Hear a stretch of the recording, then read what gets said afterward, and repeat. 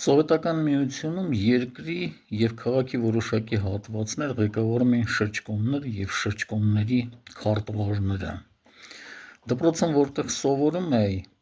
հարևանությամբ կար շրջկոմ։ 5-6-րդ դասարանում էինք, ուսուցչուհին եկավ, ասեց, որ պետք է շրջկոմի դիմացի այգին մաքրենք, թղթերից և այլն։ Իրենց դասատուների խոսակցությունից հասկացանք, որ շրջկոմի քարտուղարն է ասել։ Գնացինք շատ արագ 5-10 րոպեում ամբողջ այգին մաքրեցինք։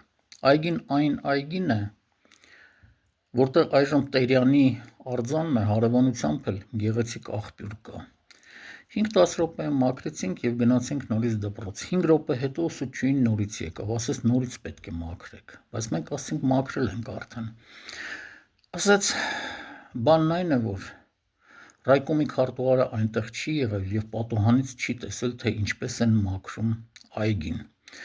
Գնացինք 10-15 րոպե նորից զբոսնեցինք այգում և գնացինք նորից մեր դասերին։ Արդեն հասուն հասակում անցնում էի 26 կոմիսարների շրջանի ռայկոմի դիմացով։ Դիմացը այգի կա։ Այդ ռայկոմի շենքում այժմ Իրանի Իսլամական Հանրապետության դեսպանատունն է։ Մի օր անցնելով նկատեցի, որ ռայկոմի դիմացի հենց այգու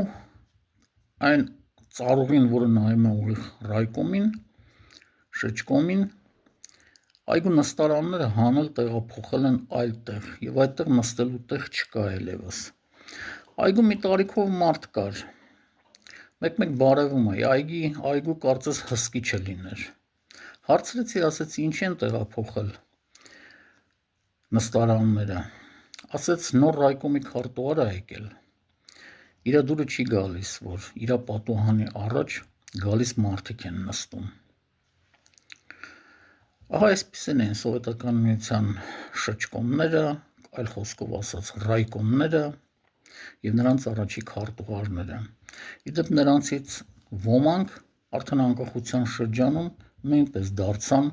ղեկավար պաշտոնների։